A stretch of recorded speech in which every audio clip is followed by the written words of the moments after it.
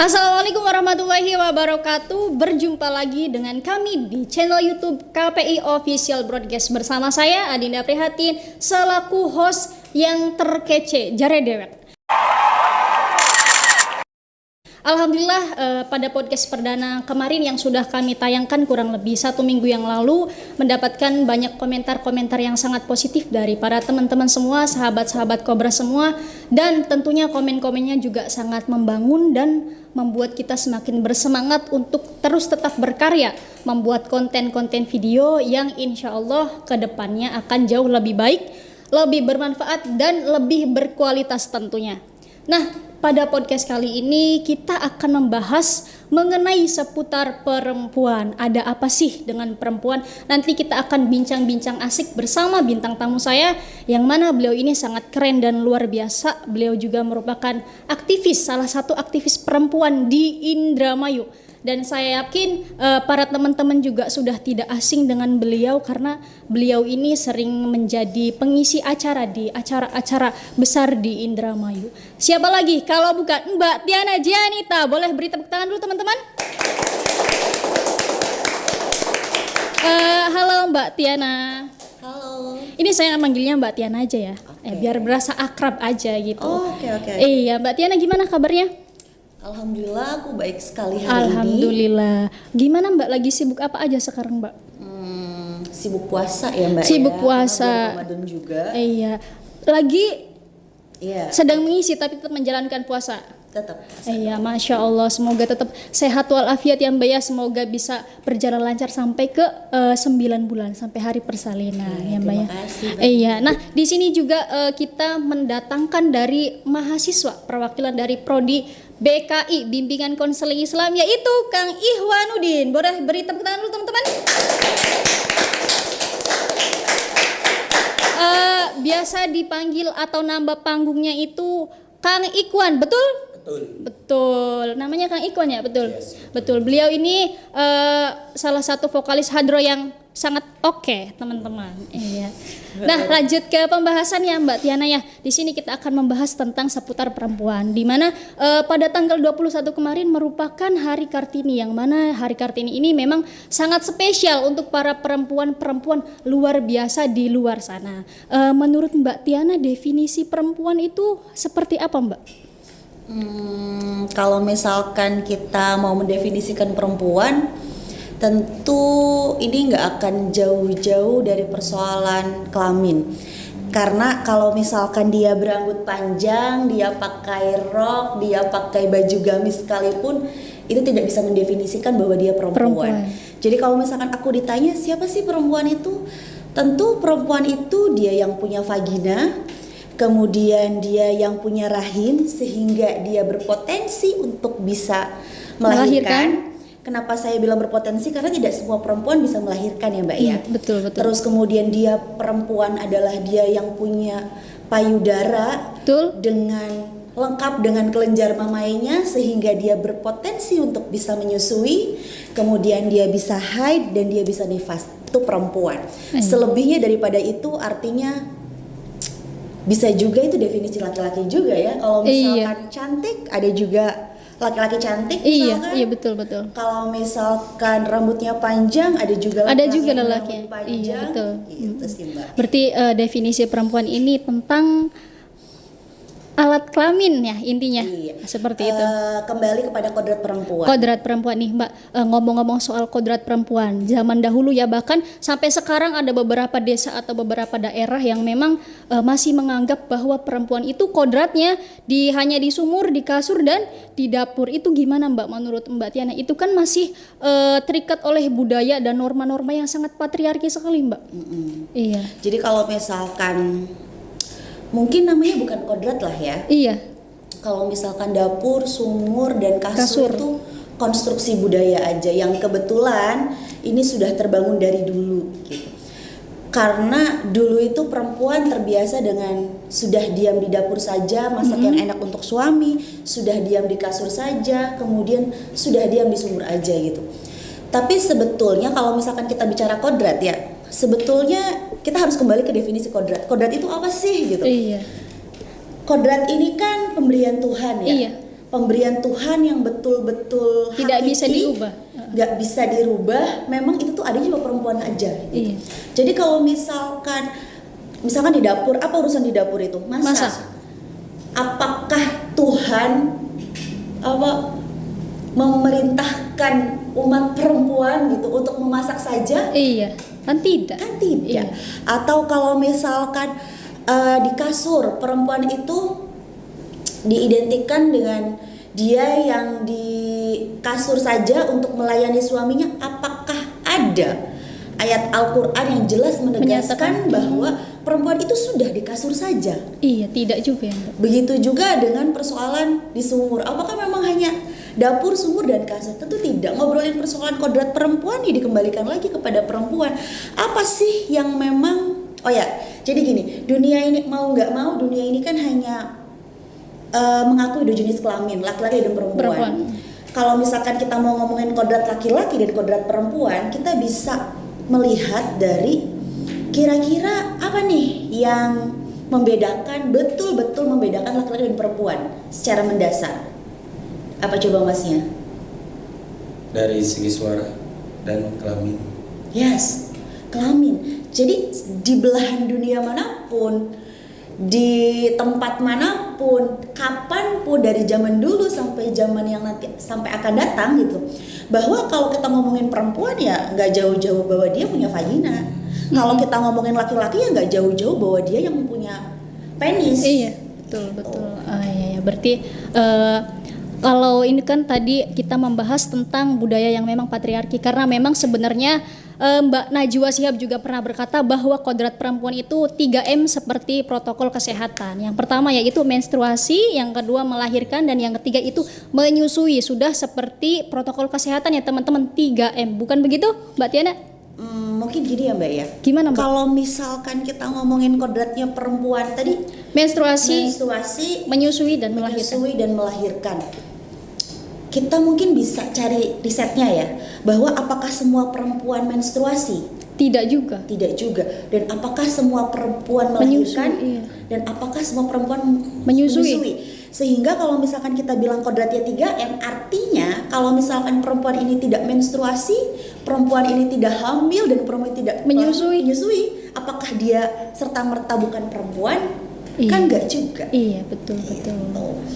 Jadi kita nggak bisa mempakemkan wacana gitu bahwa kalau misalkan perempuan itu dia harus menyusui, dia harus melahirkan, dia harus menstruasi.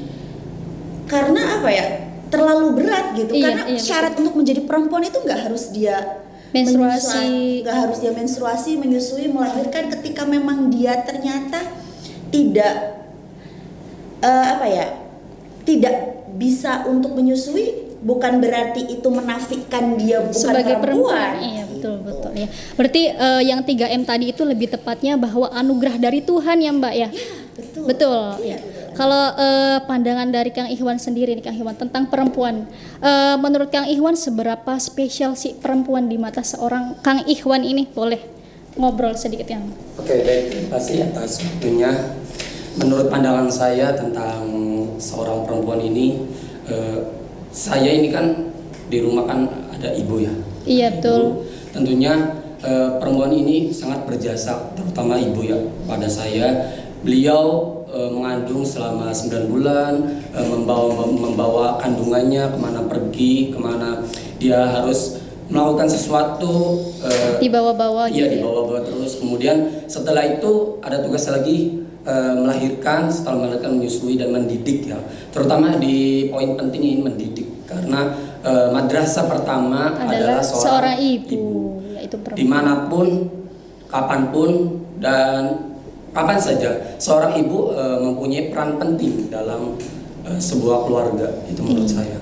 Karena memang perempuan juga selaku istri gitu ya, memang doanya kesuksesannya suami itu ada di doanya istri, seperti itu. Nah sebenarnya gini Mbak Tiana, saya ini agak grogi nge-host di depan Mbak Tiana karena beliau ini biasa nge-host di acara-acara besar, sedangkan saya menjadi host dengan orang yang sudah terbiasa nge-host, jadi saya agak grogi nih, jujur aja teman-teman.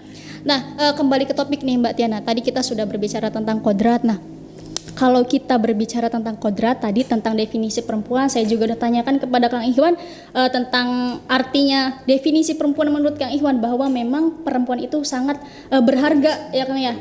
Nah, perlu nggak sih Mbak, menurut Mbak Tiana, sekarang ini hak perempuan untuk kesetaraan gendernya ini sudah terwakilkan belum Mbak? Maksudnya sudah terlaksana belum? Kan dulu pada zaman R.A. Kartini ini kan beliau menyuarakan menyuarakan hak kita sebagai perempuan untuk setara dengan laki-laki. Menurut Mbak Tiana di zaman sekarang ini sudah terlaksana belum Mbak hak suaranya kita itu sebagai perempuan?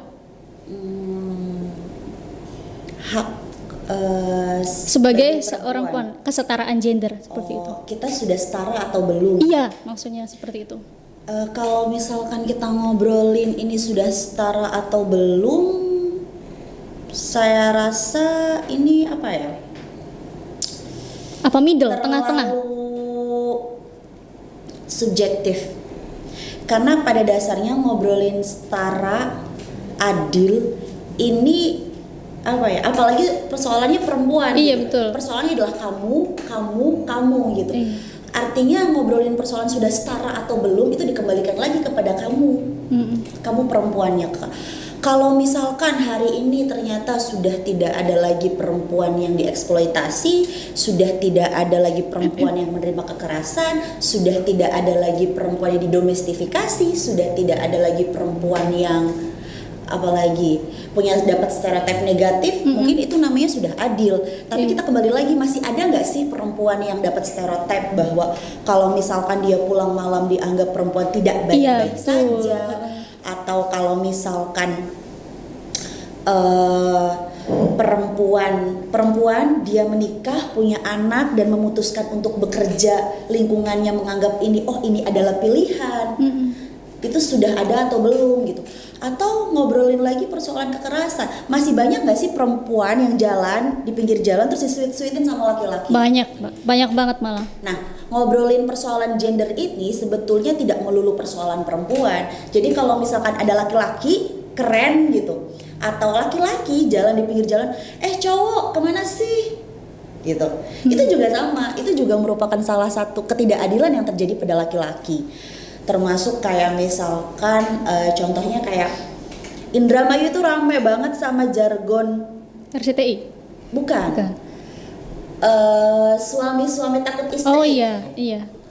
Apa Dermayu Hongkong? Iya, Dermayu Hongkong. Hal-hal ini kan sebetulnya kultural, ada di Indramayu, tapi sebetulnya ini juga merupakan label negatif terhadap laki-laki. Apakah setiap laki-laki yang misalkan dengan sukarela dia mau bantuin cuci piring, dia bantuin nyapu, terus dia dianggap sebagai suami takut istri?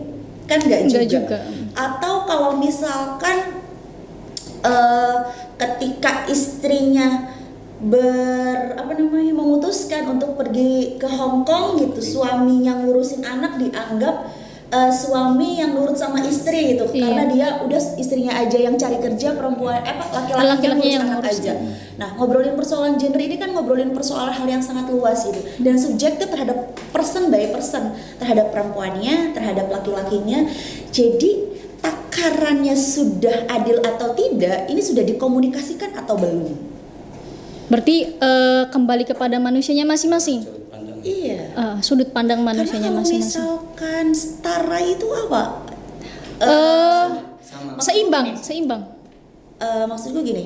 Jadi kalau misalkan kita ngomongin setara, adil, takarannya itu apa? Suatu persoalan dianggap setara. Iya. Takarannya apa coba? Ada nggak alat ukur khusus gitu? Atau ada nggak parameter khusus yang bilang bahwa kalian sudah setara gitu? Nggak ada sih sejauh ini. Nah, gimana supaya ini beneran setara? Artinya perlu dikomunikasikan satu sama lain. Jadi ngobrolin persoalan gender, ngobrolin persoalan setara laki-laki dan perempuan itu nggak sama di tiapan daerah, nggak sama di tiapan orang. Misalkan begini. Ngobrolin persoalan gender kan nggak melulu relasi laki-laki dan perempuan dalam pernikahan ya. Iya. Misalkan mbaknya punya pacar. Iya. Mbaknya punya pacar, Mbak merasa diintimidasi sama pacar Mbak gitu. Kalau misalkan itu ternyata misalkan Mbaknya perempuan nih, terus sering banget nih, ayang jemput aku dong gitu. Oh iya, Maksa. Sementara ayangnya ini lagi sibuk, lagi repot, tapi nggak mau dengar. Nah, ini ada persoalan artinya. Ada persoalan yang memang harus dibicarakan bersama. Atau kalau misalkan dalam hubungan suami istri misalkan, biasanya saya tanya ke masnya, Mas di rumah yang nyapu itu siapa? Belum punya istri. Enggak, maksudku kalau misalkan Di keluarga. istri, Iya, di keluarga. keluargamu, Iya. lihat ayah ibumu gitu. Yang di rumah itu yang nyapu siapa? Iya. Ibu. Yang masak siapa? Ibu. Yang nyuci piring siapa? Ibu. Yang kerja siapa? Bapak sama ibu. Bapak sama ibu. Iya. Oke, kamu punya adik perempuan? Enggak. Oh, nggak punya adik perempuan. Oke. Nah, seringkali gini. Orang ngobrolin persoalan setara itu, setara di keluarga saya itu artinya setara di keluarga dia. Ngobrolin persoalan setara tuh nggak gitu. Ngobrolin gender itu kebutuhannya adalah satu sama lain itu tidak terbebani. Jadi kalau misalkan tadi yang nyapu, yang masak, yang nyuci bapakmu, kemudian ibumu juga bekerja dan bapakmu juga bekerja, ketika ini sudah dibicarakan dan satu sama lain, oke, fine, nggak jadi masalah. Ya udah. Artinya sudah ditempuh gitu. Komunikasinya yang baik Sudah ya, Mbak. ditempuh komunikasinya, artinya taraf untuk taraf bahwa ini adil gendernya sudah ditempuh. Kalau sudah dikomunikasikan, gimana nih kalau misalkan ternyata pada suatu saat saking kerjaannya banyak, terus kemudian perempuan malah terbebani? Kan komunikasi kuncinya. Jadi kapanpun juga bisa dikomunikasikan lagi. Selama ini ternyata sudah tidak relevan, itu bisa dikomunikasikan lagi. Yang penting bagaimana caranya semua pekerjaan, semua pekerjaan, semua tanggung jawab ini dibagi bersama. Dan intinya berkomunikasi dengan baik ya, Mbak ya. Iya, karena kita nggak punya takaran. Karena kita nggak punya takaran kayak yang misalkan kalau misalkan di keluargaku, suamiku itu kalau misalkan kita lagi repot, suamiku tuh bisa nyapu, aku yang cuci piring, cuci baju, suamiku yang nyapu dan Bagi ngepel. tugas. Iya dong. Dan itu tuh ya, oke, kita biasa-biasa aja gitu. Dan ini menurutku, oke, ini fine-fine aja gitu di keluarga aku karena kita sudah mengkomunikasikannya dengan baik. Iya. Komunikasi. Ya, intinya adalah teman-teman komunikasikan dengan baik. Jadi misalkan memang mempunyai pasangan itu tidak boleh miskom supaya tidak selalu bertengkar atau cekcok ya, Mbak ya, seperti itu. Nah, Mbak, ini ada pesan buat para kartini muda nggak, Mbak? Karena kan supaya kita para kartini muda ini supaya punya semangat yang sangat tinggi, supaya masa depan yang lebih cerah, motivasi yang oke pokoknya, Mbak. Apa ya? Kalau misalkan kamu perempuan, terus kalau misalkan ternyata kamu pada akhirnya memutuskan untuk menikah, pada akhirnya kamu memutuskan untuk punya anak, jangan jadikan itu alasan bahwa kamu harus di rumah. Pernikahan itu bukan hal lain. Artinya kalau misalkan sebelum menikah kamu bekerja, pastikan setelah menikah tidak ada hal lain. Tidak ada hal lain, yang maksudku gini, tidak ada alasan bahwa karena saya menikah sehingga saya harus di rumah gitu. Karena saya menikah sehingga saya harus dirumahkan. Percayalah perempuan bahwa siapapun kamu, bagaimanapun kamu, sebelum dan setelah menikah kamu harus sama. Artinya apa? Kamu harus mempersiapkan pernikahanmu sebaik mungkin jauh sebelum kamu memutuskan untuk menikah. Supaya apa? Hebatnya kamu tuh nggak selesai setelah menikah. Berarti cita-citanya masih ya sampai maut ini ya, Mbak ya, sampai maut datang gitu. Iya, kan cita-citamu juga kan nggak selesai sampai menikah kan? Iya, betul. Jadi siapapun kamu setelah kamu menikah ya kamu tetap jadi diri kamu. Kamu Dinda hari ini, kamu pun akan menjadi Dinda setelah kamu menikah. Jadi apapun yang ada hari ini tidak boleh hilang setelah kamu menikah. Tentu kalau yang namanya menikah kan punya komitmen kedua belah pihak. Betul. Nah, penting tuh untuk cari pasangan satu circle supaya nanti ke depan sebelum dan setelah menikah ya kita fine-fine aja, kita biasa-biasa aja dan kita menikmati semua prosesnya. Betul tuh teman-teman. Berarti kita harus mencari sosok pasangan yang satu circle dan satu frekuensi, betul? Betul dong tentunya. Nah, ada pesan terakhir dari mahasiswa mungkin untuk perempuan. Pesan dan kesan dari saya selaku perwakilan mahasiswa STIPKI yang Santiki Indramayu. Untuk semua perempuan, jadilah perempuan yang hebat, tangguh, kuat, dan berwibawa. Oke, mantap, bermartabat seperti jargon Indramayu. Betul. Untuk perempuan-perempuan di luar sana juga di zaman sekarang ini banyak seliweran sosial media yang memang menampakkan muka sehingga membuat satu perempuan dengan perempuan yang lainnya ini merasa insecure dengan kekurangan fisiknya. Stop insecure, stop membenci diri sendiri. Kita memang harus mencintai diri kita sendiri, kembangkan bakatmu.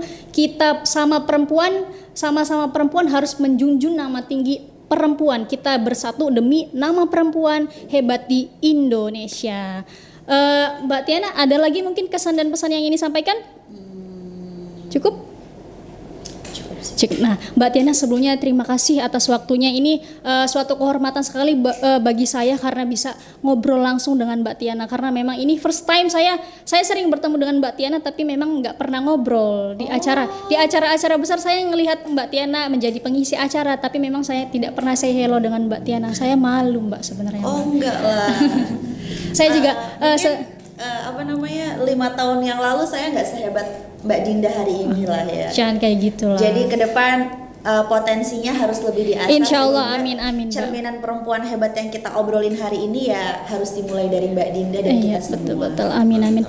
Semoga kita perempuan Indonesia, semua perempuan Indonesia memiliki kualitas yang bagus, juga semangat yang tinggi. Kita semua dalam keadaan sehat walafiat. Sebelumnya terima kasih Mbak Tiana atas waktunya, juga terima kasih kepada Kang Ikhwan yang sudah menemani saya dalam podcast hari ini. Jangan lupa juga untuk teman-teman untuk like, komen, dan subscribe di channel YouTube KPI Official Broadcast. Jangan lupa juga untuk share ke teman-teman kalian di sosial media kalian, Instagram, Facebook, WA, TikTok juga terutama.